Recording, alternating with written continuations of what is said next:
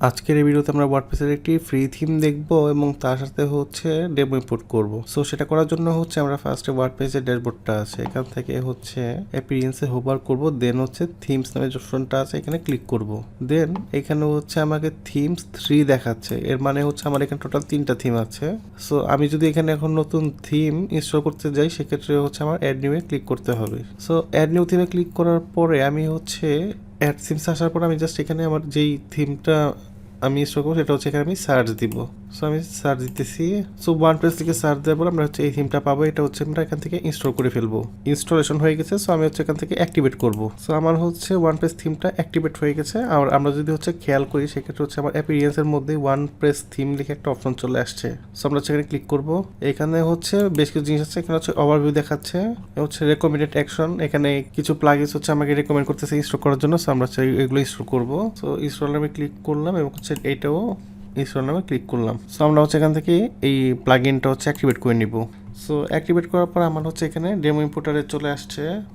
এইখান থেকে হচ্ছে আমরা টোটাল হচ্ছে 2টা ডেমো দেখতে পাচ্ছি। সো আমরা ফার্স্টে যে ডেমোটা আছে এটা হচ্ছে ইম্পোর্ট করব, এর জন্য হচ্ছে স্টার্ট ইম্পোর্ট এখানে ক্লিক করব। স্টার্ট ইম্পোর্টে ক্লিক করার পর এখানে একটা অপশন চলে আসছে যে ইম্পোর্ট নাও, আমরা হচ্ছে এখানে ক্লিক করব। সো ডেমোটা ইম্পোর্ট হতে কিছুক্ষণ সময় লাগবে, সো আমরা এখানে ওয়েট করব। সো আমার এখানে হচ্ছে ডেমো ইম্পোর্ট হয়ে গেছে এবং হচ্ছে এখানে বলতেছে অল ডান, ভিউ সাইট, এখানে ক্লিক করব। সো আমার যে ডেমোটা আছে সেটা হচ্ছে সাকসেসফুলি এখানে ইম্পোর্ট হয়ে গেছে। আমি চাইলে হচ্ছে কন্টেন্টগুলো এখন চেঞ্জ করে ফেলতে পারবো। সো আমি হচ্ছে ফার্স্টে এই ড্যাশবোর্ডে যাব, দেন আমি হচ্ছে এখান থেকে দেখবো যে কতগুলো পেজ আসছে, এর জন্য হচ্ছে অল পেজে যাব। তো এই ডেমোর সাথে হচ্ছে টোটাল 16টা পেজ আসছে। এই পেজগুলো হচ্ছে কাস্টমাইজ থেকে এডিট করতে হবে। সো তার জন্য হচ্ছে আমরা অ্যাপিরিয়েন্সে হোভার করবো, দেন হচ্ছে কাস্টমাইজে যাব। সো কাস্টমাইজেশনে আসার পরে এইখানে যদি খেয়াল করি তাহলে হচ্ছে সেকশন হিরো, এইখানে যদি ক্লিক করি সেক্ষেত্রে হচ্ছে আমার যে হিরো সেকশন সেটিংটা আছে এটা শো করতেছে এবং তার সাথে হচ্ছে ব্যাকগ্রাউন্ড মিডিয়া, এই ব্যাকগ্রাউন্ড ইমেজটা আছে এটার জন্য হচ্ছে আইটেম শো করতেছে, দেন হচ্ছে কন্টেন্ট লেআউট শো করতে। আমরা চাইলে হচ্ছে এখানে কন্টেন্টগুলো আমরা আপডেট করতে পারি এবং তার সাথে হচ্ছে আমাদের যে বাটনগুলো আছে অ্যাবাউট এবং হচ্ছে গেট স্টার্টেড, এইগুলোর হচ্ছে লিঙ্কগুলো এখানে বসিয়ে দিতে পারি এবং আমরা চাইলে হচ্ছে বাটনের স্টাইলটা চেঞ্জ করতে পারি। দেন আমরা যদি হচ্ছে ফিচার সেকশন দেখি সেক্ষেত্রে হচ্ছে সেকশন সেটিং, এখানে আমরা চাইলে হচ্ছে সেকশনের যেই ফিচারটা আছে এটা চেঞ্জ করে যে কোনো একটা নাম দিতে পারি এবং হচ্ছে ফিচার সেকশনের যেই লেআউটটা আছে আমরা চাইলে হচ্ছে লেআউটটা চেঞ্জ করতে পারি। ফিচার সেকশনস এর হচ্ছে কন্টেন্টগুলো যেইগুলা এইগুলো হচ্ছে আমরা এখান থেকে চেঞ্জ করে ফেলতে পারি এবং ইফেক্টও চেঞ্জ করতে পারি। এবং আমরা যদি হচ্ছে উকমার্স ইউজ করি সেক্ষেত্রে হচ্ছে উকমার্সের এখানে হচ্ছে উকমার্সের আইকন ইউজ করা হয়েছে। সো আমরা চাইলে হচ্ছে অন্য যে কোনো আইকনও ইউজ করতে পারি। সো এটা হচ্ছে কন্টেন্ট সেকশন, এর সাথে হচ্ছে আমরা টেক্সটগুলো চেঞ্জ করতে পারি। সেম জিনিস হচ্ছে অ্যাবাউট সেকশনের ক্ষেত্রেও এখানে সেকশন সেটিং আছে, একটা শর্ট ডেসক্রিপশন আছে, আমরা চাইলে হচ্ছে এই শর্ট ডেসক্রিপশন চেঞ্জ করতে পারি। তার জন্য হচ্ছে এখানে ক্লিক করব, এখানে ক্লিক করার পরে এখানে আমাদের লাইভ এডিটর চলে আসবে, আমরা চাইলে এখানে যে কোনো কিছু লিখতে পারি সেটাই হচ্ছে ওইখানে আপডেট হয়ে যাবে। তো এইটা হচ্ছে অ্যাবাউট সেকশন।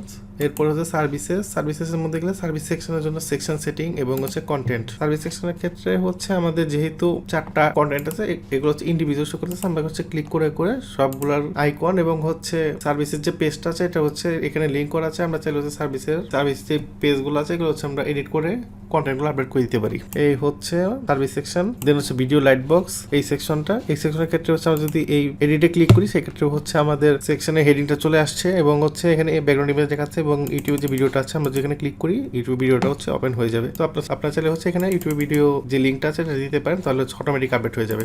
দেন হচ্ছে গ্যালারি, এখানেও সেম সেকশন সেটিং, এখানে আমরা নাম চেঞ্জ করতে পারি, সেকশনের কন্টেন্টের যেই উইথ আছে এবং লেআউট আছে এগুলো চেঞ্জ করতে পারি এবং কলাম স্পেসিং এগুলোও চেঞ্জ করতে পারি এবং আইটেম নাম্বার এবং হচ্ছে ভিউ মোডের যে বাটনটা আছে এটা টেক্সটটা চেঞ্জ করতে পারি। দেন হচ্ছে কাউন্টার, এটার ক্ষেত্রে হচ্ছে সেকশনের আইডি গুলো দেওয়া আছে এবং কন্টেন্ট গুলো দেওয়া আছে। সো আমরা চাইলে হচ্ছে এখানে কন্টেন্ট গুলো চেঞ্জ করতে পারি, এখানে কাউন্টারটা চেঞ্জ করতে পারি আমরা। তো এইভাবে আপনি আপডেট করতে পারেন। দেন হচ্ছে টিম যে সেকশনটা আছে এটা আমরা এখানে এডিট করতে পারি এবং আইটেম গুলোর হচ্ছে ইনফরমেশন গুলো চেঞ্জ করতে পারি। দেন হচ্ছে নিউজের ক্ষেত্রে হচ্ছে আপনি সেকশন টাইটেল গুলো চেঞ্জ করতে পারেন, টাইটেল সাবটাইটেল এগুলা। আর কন্ট্যাক্টের ক্ষেত্রে হচ্ছে সেকশন সেটিং দেওয়া আছে এবং সেকশন কন্টেন্ট দেওয়া আছে, এখানে হচ্ছে কন্ট্যাক্ট ফর্মটা বানাতে হবে, দেন এটা শর্ট কোড ইউজ করতে হবে। আর এখানে হচ্ছে আপনি আপনার কন্ট্যাক্ট ইনফরমেশন গুলো দিয়ে দিতে পারেন এবং টেক্সট কন্টেন্ট হিসেবে এখানে কিছু লিখে দিতে পারেন। দেন নিচে হচ্ছে অ্যাডিশনাল সিএসএস আছে এবং আমরা হচ্ছে থিমস অপশন দেখবো এখন।